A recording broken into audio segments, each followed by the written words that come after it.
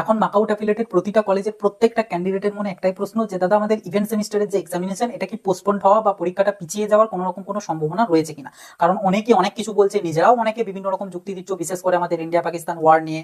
তো এরকম আরো বিভিন্ন রকমের ব্যাপার স্যাপার তোমরা জানাচ্ছ। তো তোমাদেরকে যদি আমি এক কথায় উত্তর দিই যে সেটা হচ্ছে না, কার্যতভাবে 99% পসিবিলিটি বলতে পারো যে যা ডেট দেওয়া হয়েছে অর্থাৎ 27শে মে, সেই 27শে মে থেকেই কিন্তু তোমাদের ইভেন্ট সেমিস্টারের যে এক্সামিনেশন তা কন্ডাক্ট করানো হবে। ঠিক আছে, এবার যদি আমি একটু বিস্তারিতভাবে জানাই তোমাদের, যে দেখো প্রথমত হচ্ছে অনেক আগে তো জানানো হয়েছিল 23 তারিখ থেকে হতো, বাট সেটাকে রিস্কিডিউল করে 27 তারিখ বলা হয়েছে, বাট হ্যাঁ টেন্টেটিভ।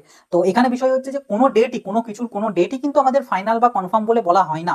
ঠিক আছে, অনেকে বলছে যে ওটা নাকি টেন্টেটিভ বলা হয়েছে বলে ওটা পিছোতেও পারে। তো আমাকে কেউ যদি দেখাতে পারো যে প্রিভিয়াস ইয়ারগুলো যখন পরীক্ষা হয়েছে, প্রিভিয়াস ইয়ার তো বাদ দিলাম, সামান্য এই যে অড সেমিস্টারের যে রুটিনটা যেটা দেওয়া ছিল বা ডেটটা বেরিয়েছিল, ওখানেও কি কনফার্ম বলে কি লেখা ছিল? লেখা থাকেনি, ওখানেও লেখা ছিল টেন্টেটিভ। তার কারণ কোনো কিছু ডেটই মানে কনফার্ম ভাবে বলা পসিবল হয় না, সমস্ত কিছু টেন্টেটিভ ভাবেই বলা থাকে।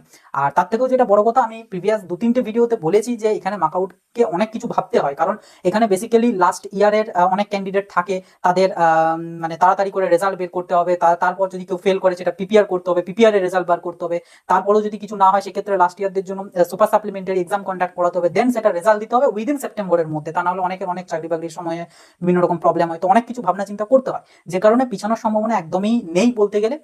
আর যেটা মেনলি তোমরা ওই ইন্ডিয়া পাকিস্তান ওয়ারের জন্য যেটা বলছো, তো সেটার জন্য সেটা যদি একটা আপডেট ছোট্টভাবে দিয়ে রাখি, তো সেটা হচ্ছে একদমই আর কোনো কিছু না, পুরোপুরিভাবে যুদ্ধবিরতি ঘোষণা করে দেওয়া হয়েছে।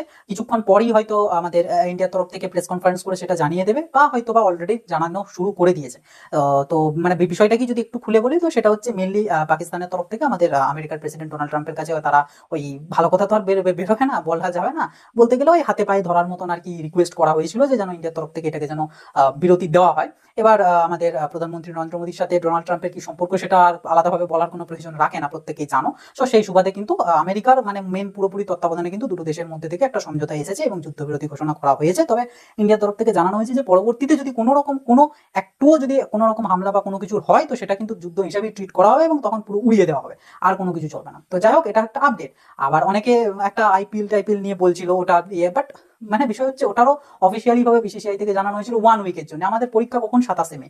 তো ওই সকল কোনো কিছু না, তোমাদের মেন কথা হচ্ছে একদমই ডিমোটিভেটেড হওয়া চলবে না, তোমাদের মেন রাস্তা থেকে একদমই সরে যাওয়া চলবে না। তোমাদেরকে কিন্তু তোমাদের যে প্রিপারেশন, সেই প্রিপারেশনটা ঠিকঠাক করে নিতে হবে, তার কারণ 27শে মে থেকেই এক্সাম হবে, কোনো রকম কোনো এক্সাম পিছবে না, পোস্টপোন তো হবেই না। ঠিক আছে, তো এই মতোই প্রিপারেশনটা নাও, এবং যাদের ইভেন্ট সেমিস্টার, প্রিভিয়াস ইভেন্ট সেমিস্টারে কোনো সেমিস্টারে আর কি ব্যাকলগ থেকে আছে, সেটাকে অবশ্যই ক্লিয়ার করে নেওয়ার চেষ্টা করবে, তার কারণ ওটা যদি না ক্লিয়ার করতে পারো তোমাদের একটা বছর কিন্তু আবার নষ্ট হয়ে যেতে পারে।